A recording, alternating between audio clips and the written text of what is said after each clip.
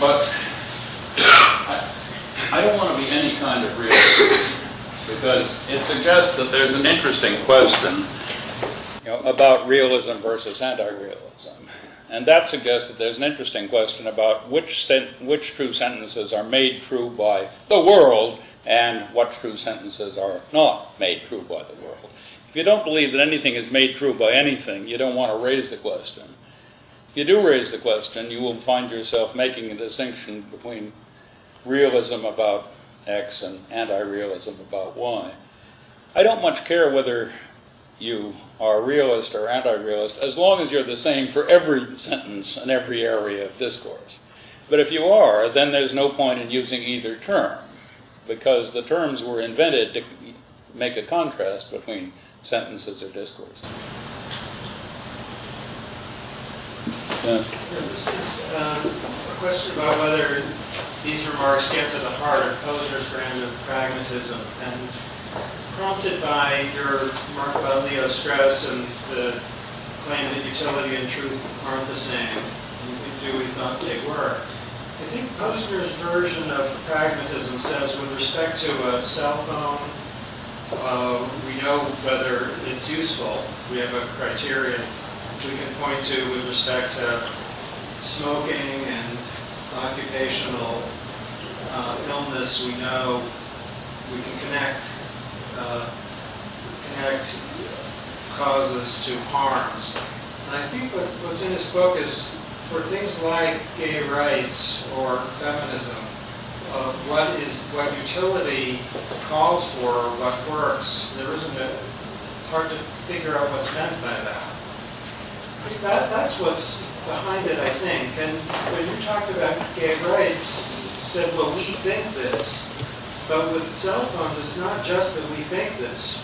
We see it in a way that it's not clear we see with respect to gay rights, or is it?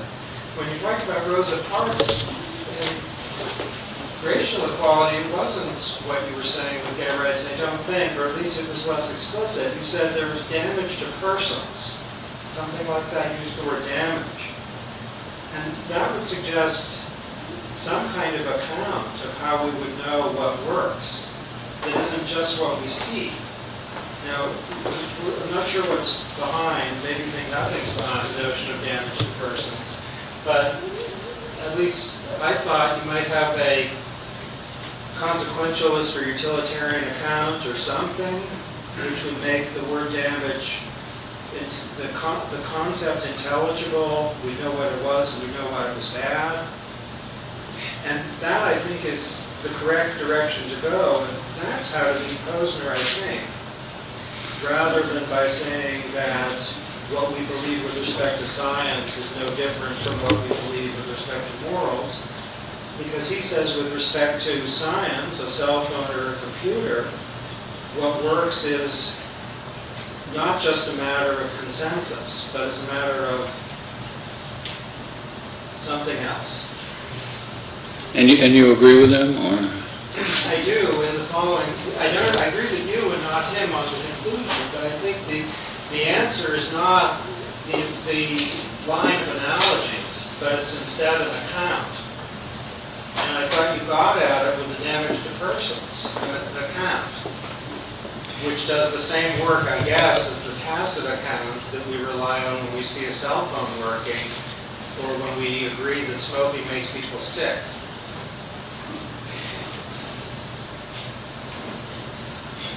Let me try to put the matter in somewhat different terms. Why is it easier to get agreement in science and technology than in morals? I don't think it always is. It depends, as the words showed, it depends on right, with respect to some scientific questions, there's more dispute than there are with respect to some moral.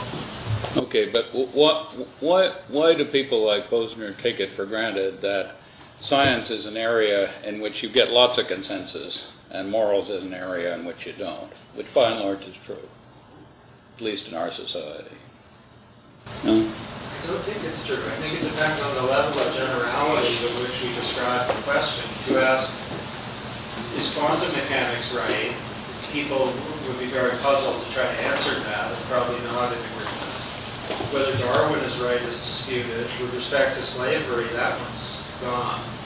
There's more consensus on the wrongness of slavery or the wrongness of torture than there is on many scientific questions.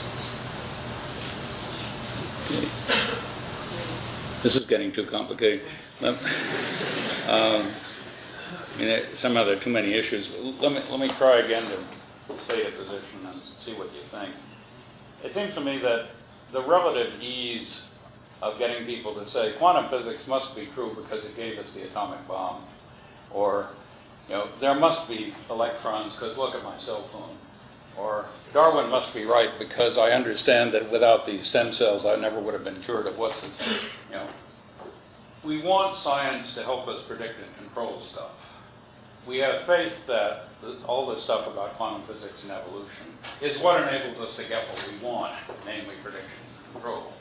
Recently in the modern secular West, as Judith Sklar said, cruelty has become the prime sin, and everything political is judged by reference to, does it produce unnecessary suffering? Well, my view is that predictability and control in science and avoidance of unnecessary suffering in morals are choices made by the modern West. Choices I have no objection to, but choices of the same sort. You can imagine societies, the Chinese of the 17th century, who were told about Galileo by the Jesuits and so on. You can imagine societies who didn't think science had much to do with prediction and control. You can imagine societies in which morality doesn't have much to do with avoiding unnecessary suffering. So, when Posner says we don't argue about ends, I'm inclined to say, yeah, we do. We argue with the Chinese about science, and we argue with the ancient world about slavery, gay rights, and whatnot. The arguments are complicated, but they're the same arguments in both. But I take it you think that analogy, Mrs. I think it's right, but I do think it's right. I think the answer to Posner depends, I'm not sure you like this, on some sort of an account, such as minimizing suffering is good. There would be some kind of override to that goal. But that is, if you have something like a utilitarian account or... Yeah, or if you have something like the right passages in the Christian scriptures, for that matter. I don't much care whether you quote the Gospels or quote Mill. So long as you can convince people to minimize unnecessary suffering. But I don't see that either offers an account. They're just, I think this is what Posner's challenge really is on gay rights or segregation. The minimization of unnecessary suffering is something that he says is too feeble, because whether it's unnecessary suffering is the question. Well, whether, but I want to put in parallel the moral entrepreneurs making vivid to us, saying, look, they're suffering, and here's a future in which they don't, so it's unnecessary. This seems to me on all fours with the physicist saying to us, look, here's something that the old theory can't explain. Here's something my theory can explain. So my theory is better. But that's common ground.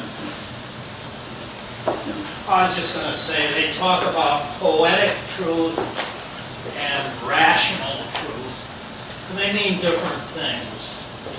Why not just throw out the word truth? That is... If you try to throw it out, you lose your audience. Let me ask you a simple question about theology.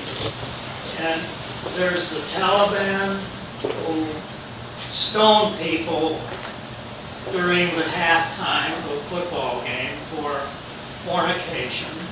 And it's based on their law, the Sharia, on the Quran. And we very quietly and in private use a lethal injection with the same result, but it's not as disgusting as stoning somebody? Is one or the other more or less moral? Yeah. And we'll find out when the moral entrepreneurs have done their work on both sides.